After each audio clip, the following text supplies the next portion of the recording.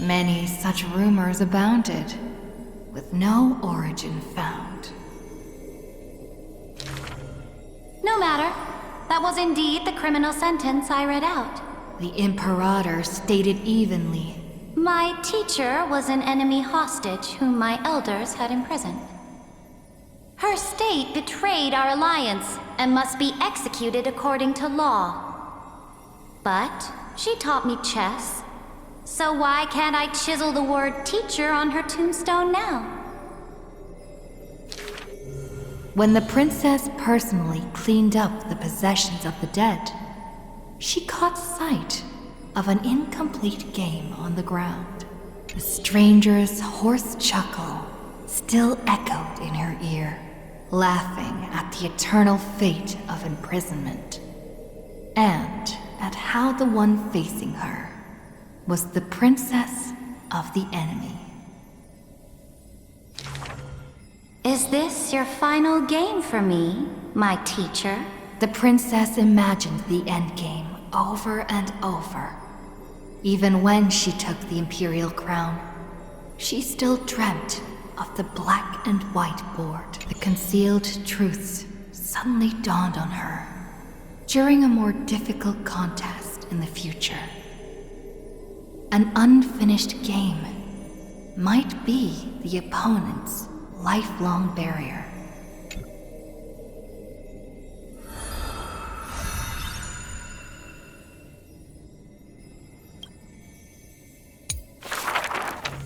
The Imperator's armies stormed into the northern states for the first time, passing through city gates scorched by war. Another tyrant still! So exclaimed the angry child. The rock tossed from up high hit the girl's crown. The crowd shrieked and retreated, fearful of the ruler's flames of fury. The girl reached out, not to straighten the crown on her head, but to help up the child shivering in dread. I heard in the old laws of this land, whoever assaults the crown shall be punished. But I wear another land's crown. And your old laws should also be abolished. After many days, the Gold Weaver discovered in shock that wearing a crown or a hat to the side was now this land's fashion, likely to remain with the Imperator's name in tradition. The so-called heroes with golden blood in their veins all have the qualities to fight for the Corflin. Who's to say this was not the gods' plan? To have the heroes at each other's throats, so the divine could hide in old law's lair and laugh, play, and gloat. Who? Dux Gladiorum, Dux Carminum, Dux Helcalithist, Dux Fragoris, Dux Brumalis. Heed my call! The girl? Today, I will insist on crossing the Rubicon. Gather the might of all heroes and begin the journey to slay gods! Half of the core flames were now in her hands, and the hidden trickery Titan stirred, leaving taunts.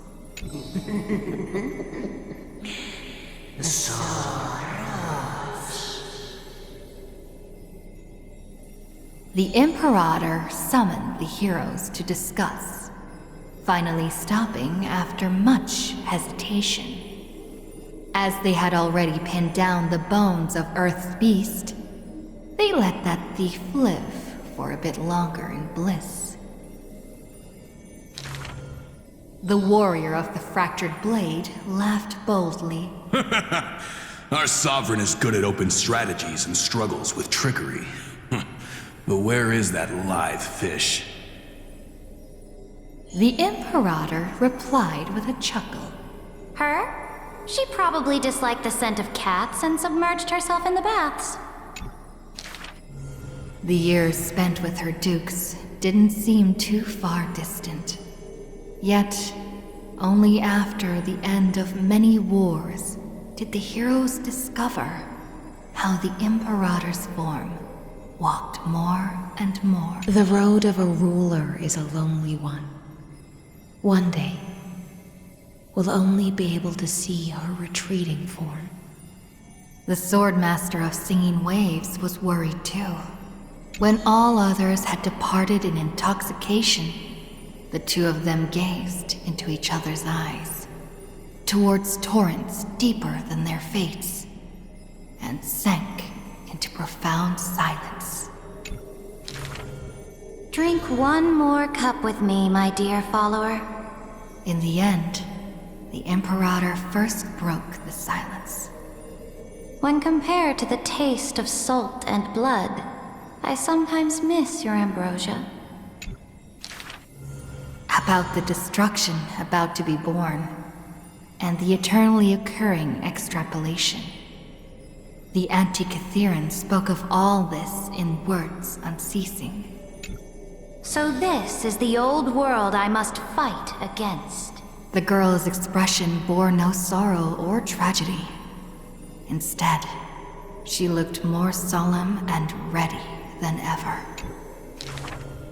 Whoever stated that two kings could not meet face to face in chess? I am the sovereign of Akama. I once faced the gods. So what do I have to fear about the laws hanging behind such gods? I will chop up the old laws and let them be firewood for the new. No matter the cost. That was the Imperator's lifelong conviction. Never changed, always persistent.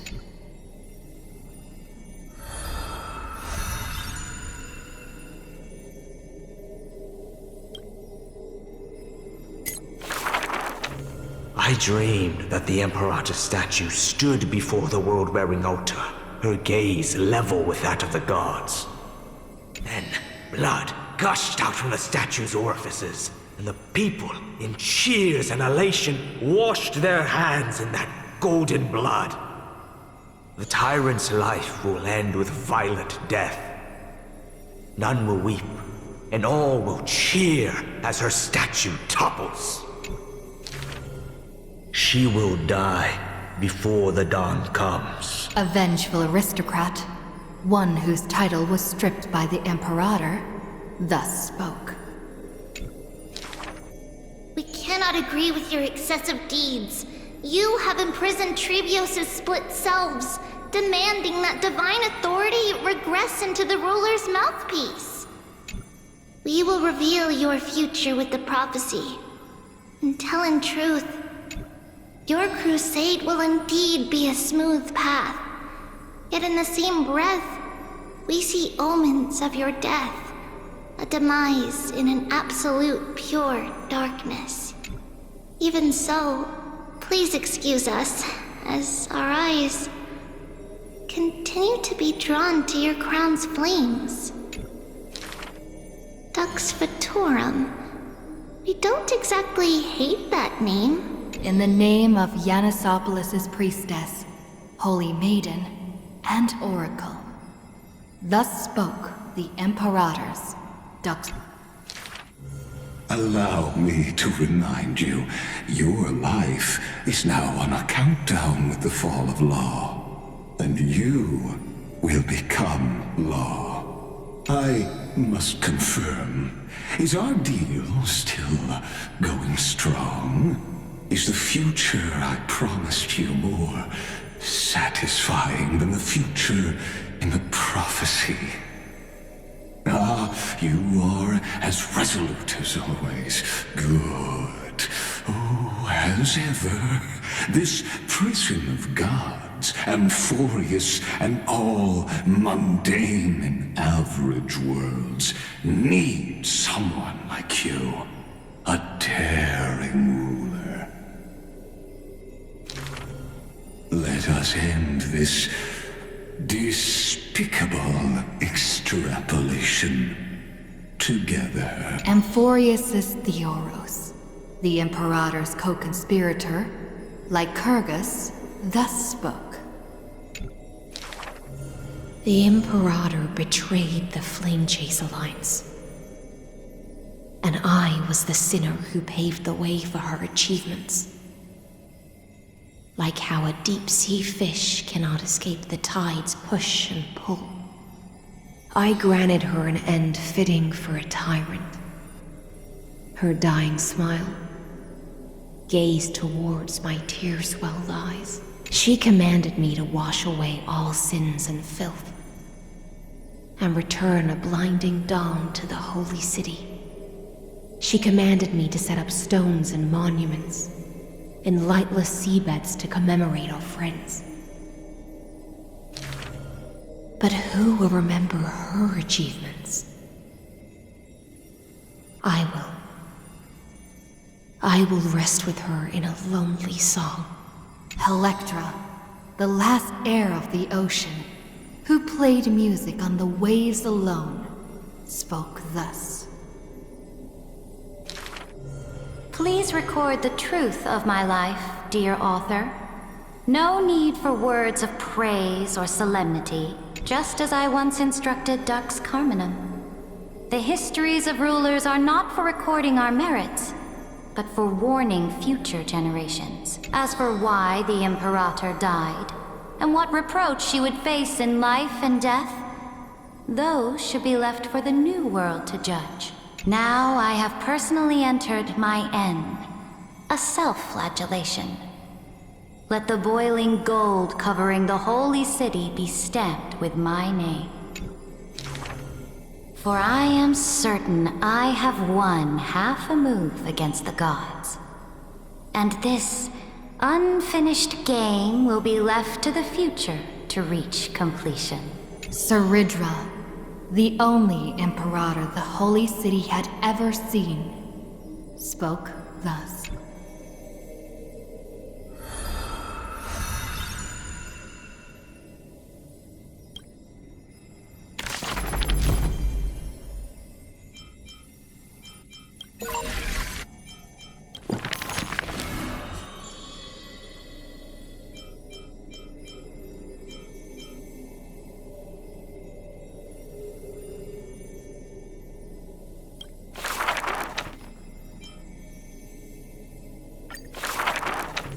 My friend, have you heard of the Rosy Celestial Maiden? Whether in a corner of the archives, or in the depths of a cave, you can always find legends about her.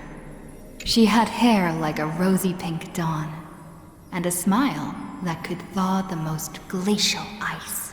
Some say she was Nikador's nemesis, while others say Nestia was infatuated with her. Oh, mysterious and beautiful celestial maiden. How I wish to turn into a slate, forever etched with your tale. Many claim to have seen that celestial maiden, either in the half-remembered dreams of early morning, or in the gossip and whispers after supper. She once whispered in my ear. She once saved my life. She gifted me an ice crystal! Her worshippers recite her deeds, even writing some into family teachings.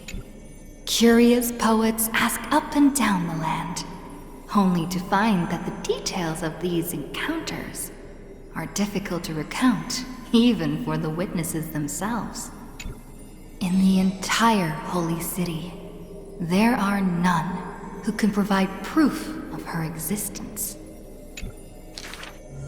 It is not known since when the Celestial Maiden was always mentioned together with time. People recite her name during prayer to beg for miracles to appear faster. It is said that even in the selection of priests of time, girls with pink hair are preferred. They still didn't pick me! Ugh, maybe I need to go dye my hair. The brunette candidate was upset, but the examiner responded with a smile. Don't forget the Healer of Twilight. Has a head of pink hair. She's a descendant of the sky.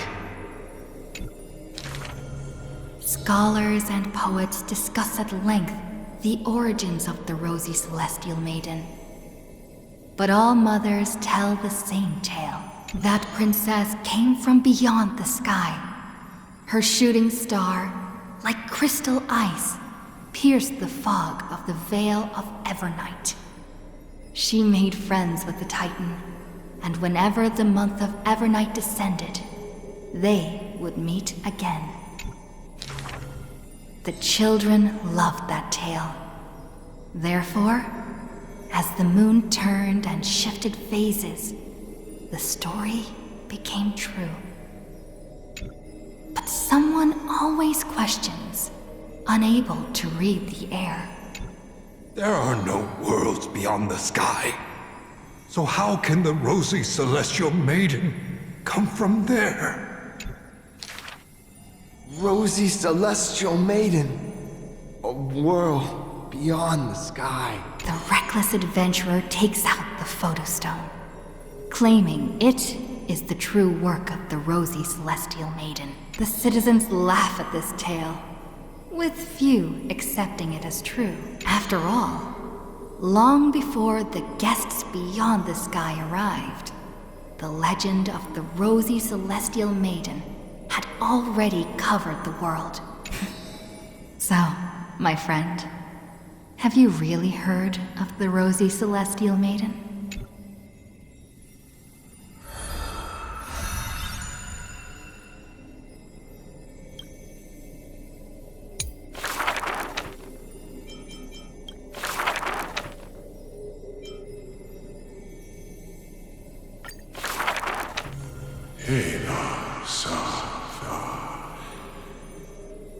In the years spent wandering the earth, the giant dragon always remembered the Titan's words for their worth. After the tiny humans came into being, they dashed alongside the giant dragon, then, in the blink of an eye, disappeared across the land.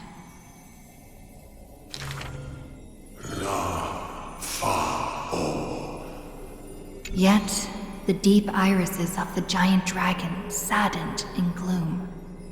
The ancient creature saw, earlier than the Titan did, hidden in the deep ocean, the incoming doom.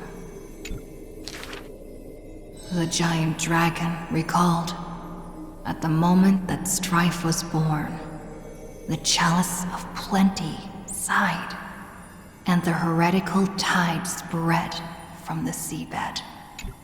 Bearing their bone-gnawing pain and agony, Georios tightened every fiber in their body, no longer hearing the call of their creations clearly.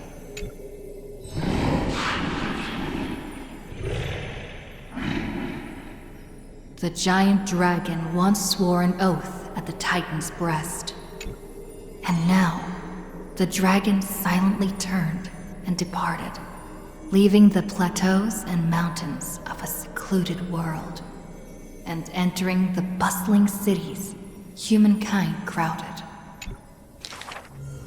Thousands of years later, the giant dragon realized those tiny creations of Kefali had rooted their civilization in time. How can there be such a huge Dromus? Dromus? No, that's a walking mountain of gold.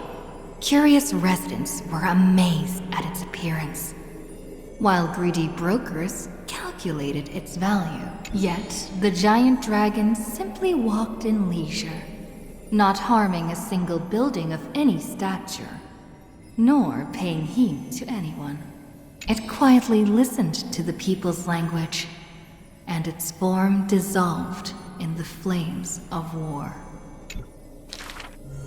Many years later, Aquila closed their eyes, and the giant dragon's steps were finally halted. A sword master who broke the waves stopped its way, and a ruler, commander of the chessboard, looked up with inquiry. Are you the Dromus that has been attacking all states? The commander invited the giant dragon to hunt the divine flames together. The giant dragon nodded, but it did not look at the commander, and never mentioned where it came from. Its timeless sight had already seen past the Flame Chase's final plight. Georios shall be executed here! The Titan, in a painful daze, closed their eyes with a sigh.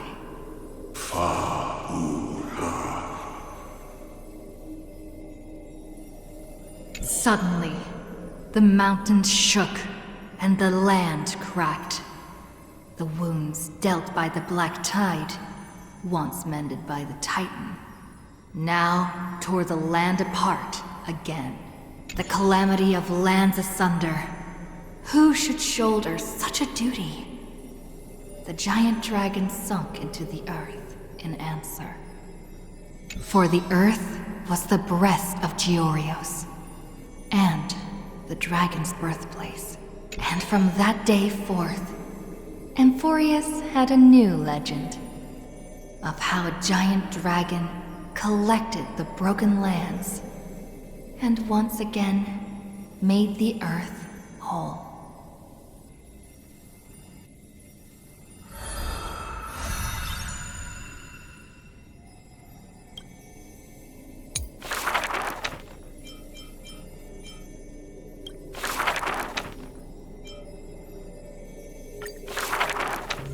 When entering the Flame Chase's currents for the first time, all the Swordmaster saw were colorful fish.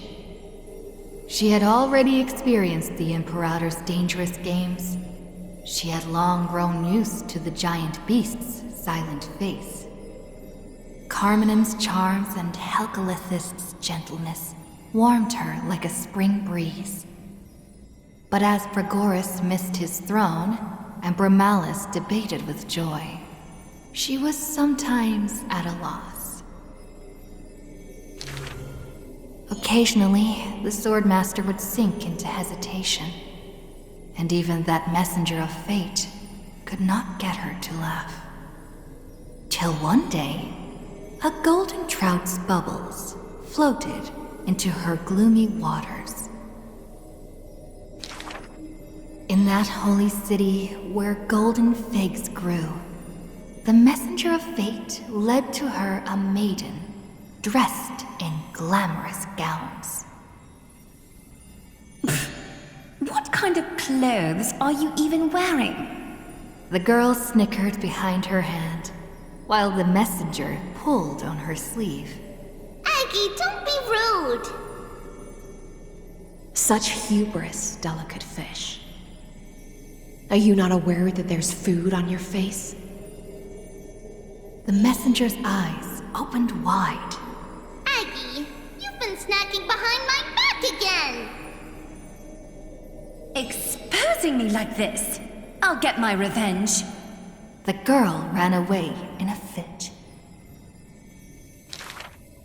The Swordmaster smiled, and before she knew it, her hesitation was gone. After that first meeting, the richly dressed girl often came in greeting. So, you really came from the Sea of Souls? Do all the children of the ocean dress funny like this? The Swordmaster did not chase the girl away, but also did not respond. So the girl used her hands to meticulously measure the Swordmaster's torso all around. You can't be seen like this. I'll send you a new dress. Some days later, the Swordmaster appeared in finery at a ball. All were awed by her splendor, with only the Imperator thinking in wonder. How rare to see you like this. Oh, so lonely, Gladius. The Swordmaster's wardrobe grew full, and people praised Akima's Goldweaver for her cheerfulness and splendid skill. But only the Swordmaster noticed that the smile on the girl's face gradually faded as the flame chase progressed. The calamity of lands asunder added to the girl's weariness. The Battle of the Grove robbed the light from the girl's eyes. Yet another feast arrived where the Gold Weaver was absent. The Swordmaster donned the most majestic garments and gently knocked on that door shut tight. The singing voice of Dux Gladiorum hailed the prelude of the feast. Guests clamored and cups clinked, and only the Gold Weaver had no thought of enjoying the ambrosia. Who would have thought? I've sunk so low that I need you to comfort me. She gave a bitter chuckle next to the bonfire. You were as gloomy as the bedrock of the ocean when we first met. The Swordmaster held a tall chalice, containing liquid pure, reflecting their two faces. I remember you were once curious about the stories under the sea. Then allow me to use my songs to reveal the past known to none.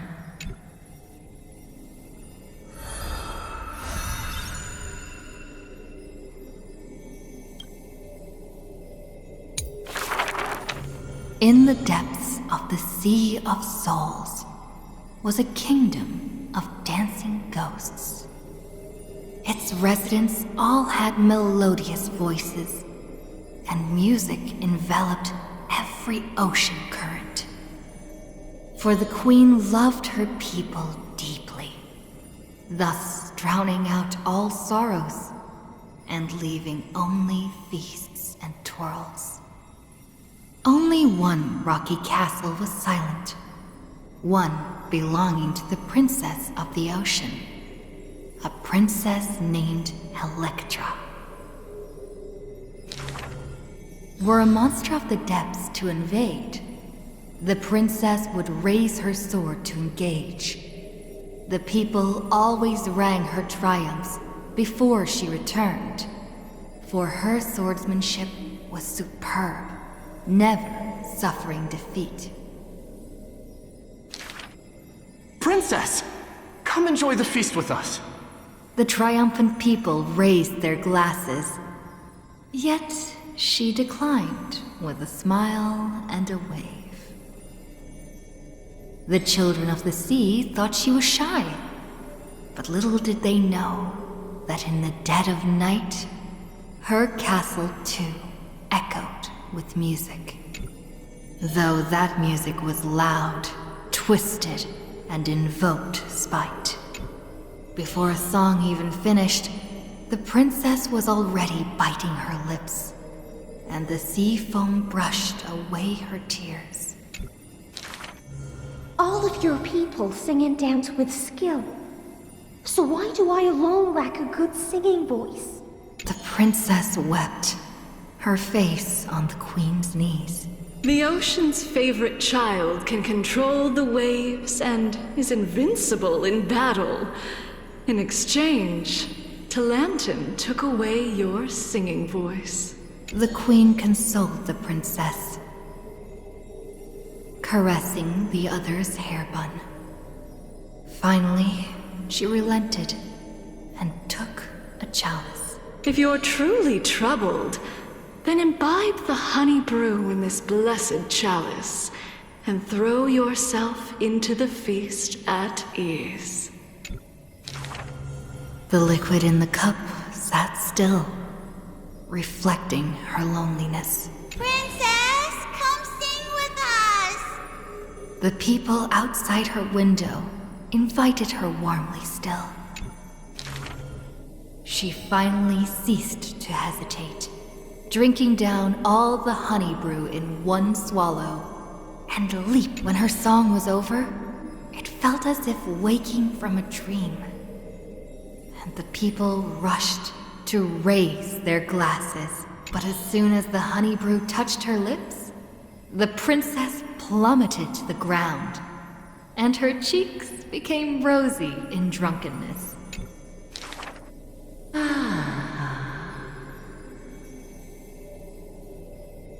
The whispers of the ocean filled her ears as the princess fell drunk again and again at the prelude of a feast. Seems like you still have not been able to get rid of that curse. The Goldweaver softly took the cup away from her hand. If you want to enjoy yourself to the fullest, then leave this honey brew till the very end.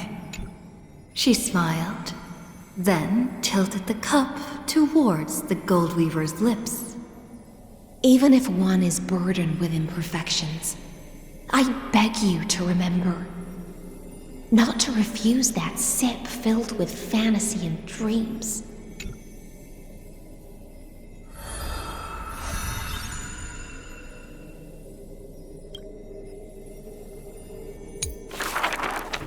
She returned home after many years.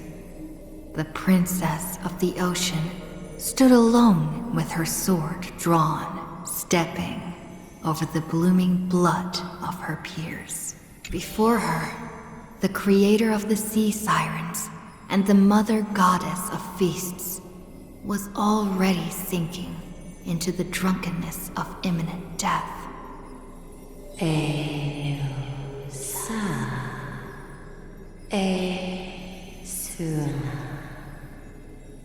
When the blood pact of the law won over the ocean's core flame, the sea siren once again lost her melodious voice. I'm willing to accept the final Imperial command. But it is a pity that our feast was ultimately a mirage. The deep sea became a silent place of dwelling.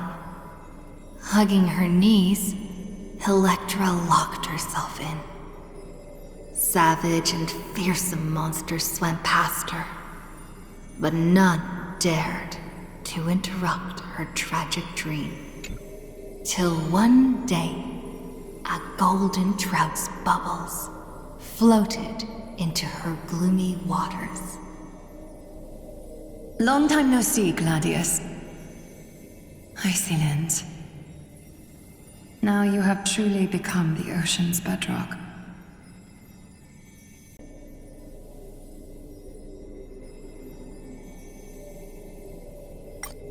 Old friends met again, and new friends came in greeting. Many messengers came in company. The playful kitten hid behind the golden trout. The butterfly of the deadly shadow fluttered in courtesy. If you don't mind, The resplendent pearl sparkled. we hope you can regain your strength and sing for the world once again. Electra raised her violin sword in doubt, as the strings had long ago rusted and snapped. But a few golden strands cleansed all the filth around her, then stretched out to become new strings. The golden strings showed Electra that the world she loved was not yet silent, and the journey of deliverance continued still. Yet the path to the Sea of Stars would not be a carefree feast. The golden trout never met with her again, and the waves brought endless news of sorrow. Amidst the long wait, she remained bound by decree. All the flames had died out, extinguished until this world fell into eternal silence. And the wordless enemies in the deep sea were the audience of this rite, the Theros. You already know that the world is just an illusion. The sea siren gazed out beyond the heavens and once more raised her glass to fill it with honey brew. Since the mirage of pleasures can only disappear like foam, when you return, Will you save some ocean spray for me? This was a city of festivities, where never-ceasing songs eternally filled the air. Chrysos heirs, demigods, and mortals all came to feast from the four corners of the world. It was beautiful and radiant, performing the sea siren's drama amidst the revelry. The siren once longed for the banquet to never end, yet she witnessed the music fade and the guests disperse. As a fish, she was destined to drift with the waves, whether amidst the surging tides of evil or immersed in the currents of the starry sea. Until a millennium later, when the fish from beyond the sky finally took their seat. I enjoy banquets. How about you, little gray fry?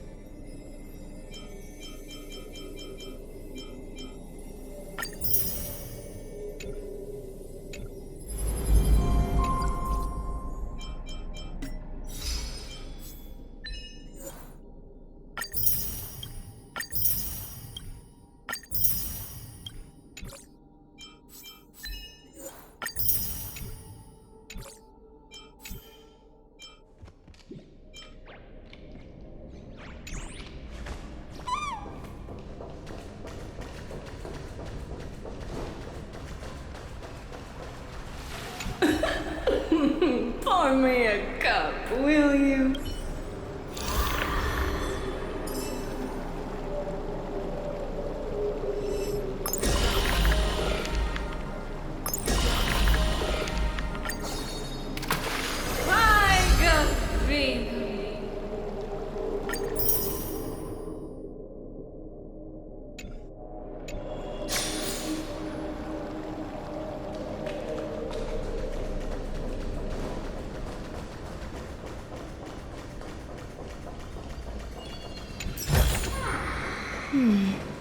A few decorative designs wouldn't go amiss.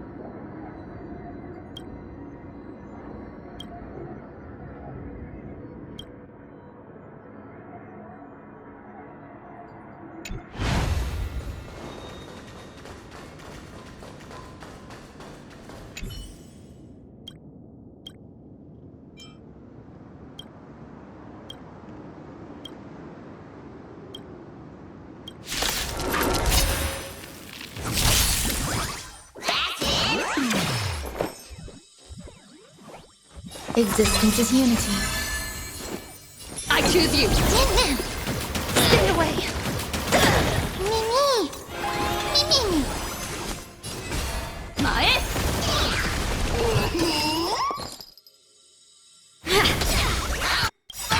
Dreams of a... Let us dance once more.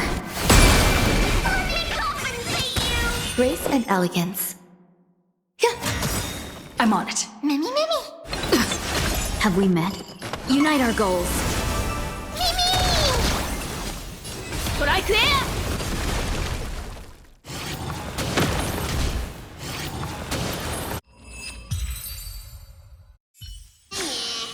Life.